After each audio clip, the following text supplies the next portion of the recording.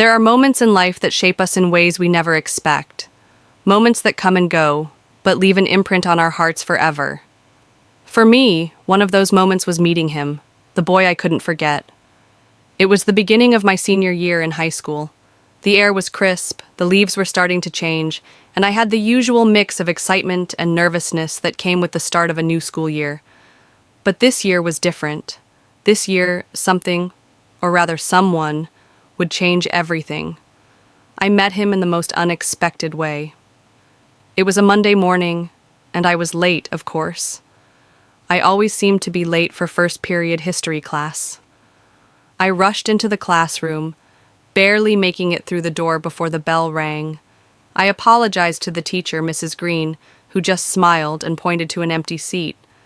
That's when I saw him, sitting at the desk across the room. He was new, I could tell.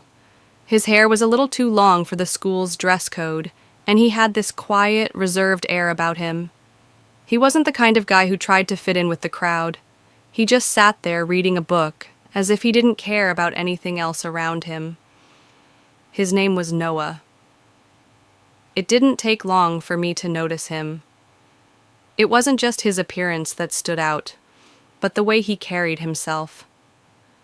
There was something different about him.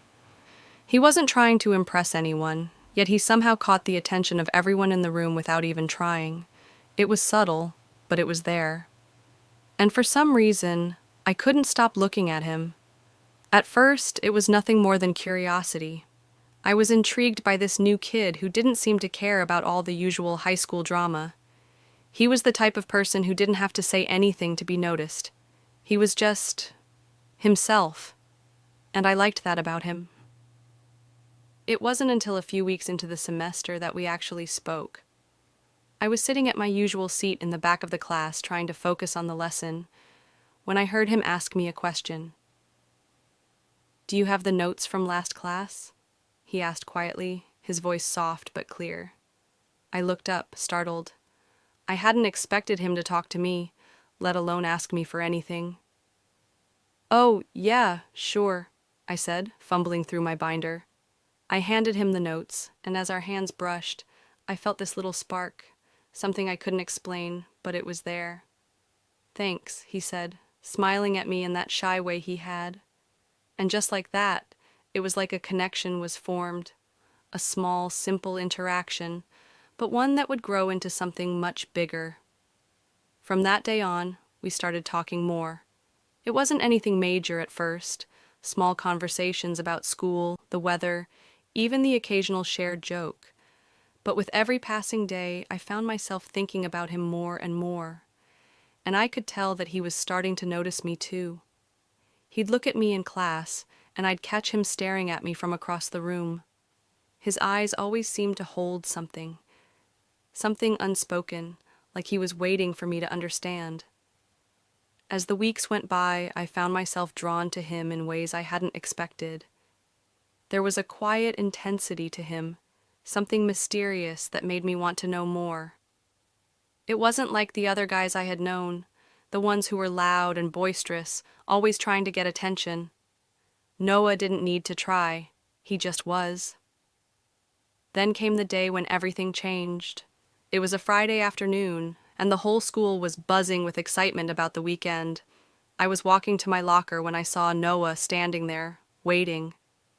He had this nervous look on his face, something I wasn't used to seeing from him.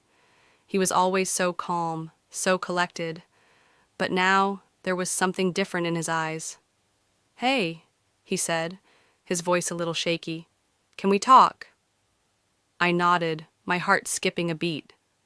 I had no idea what this was about, but I knew it was important. We walked outside to the courtyard, away from the noise of the school. He stood there for a moment, not saying anything, just looking at me. I could tell he was struggling with something, and I didn't know what to do. Finally, he spoke. I need to tell you something." I felt a sense of unease settle in my chest. "What is it, Noah?" He hesitated, his hands fidgeting with the strap of his backpack. "I don't know how to say this, but I think you should know. I'm leaving." I blinked, trying to process what he was saying. Leaving? What do you mean? He took a deep breath, his gaze never leaving mine. My family is moving. We're leaving town. I won't be here next week. The words hit me like a punch to the gut. I couldn't believe it. We had just started talking, just started getting to know each other, and now he was leaving? I don't know what to say, I stammered, feeling a wave of disappointment wash over me. I didn't want to get close to anyone here, he admitted, his voice low. I didn't want to start something I couldn't finish. But the truth is, I've been thinking about you a lot, and now that I'm leaving, I couldn't go without telling you. My heart was racing. I didn't know what to feel. I wanted to be angry at him for not telling me sooner, but I couldn't. All I could feel was this overwhelming sadness, the kind that comes when you know you found something special, only to have it taken away before you've even had a chance to truly experience it. I don't know what to say either, I whispered, my voice thick with emotion. I wish you didn't have to leave. Noah stepped closer, his hand reaching out to gently touch mine. I wish I didn't have to either, but I want you to know that I'll never forget you. You've meant more to me than you know. I looked up at him, and for the first time, I saw the depth of emotion in his eyes, the same emotion I had been feeling but didn't know how to express, and in that moment, I realized something important. We were never meant to be, not in the way I had hoped, but that didn't mean I would forget him. I would never forget him. We said our goodbyes that day. It was brief, just a hug and a promise to stay in touch. But after he left, I couldn't stop thinking about him. I couldn't stop thinking about how he had touched my life in such a short amount of time, and how, despite everything, I had never felt more alive than I did in those moments with him. Over the next few months, I tried to move on.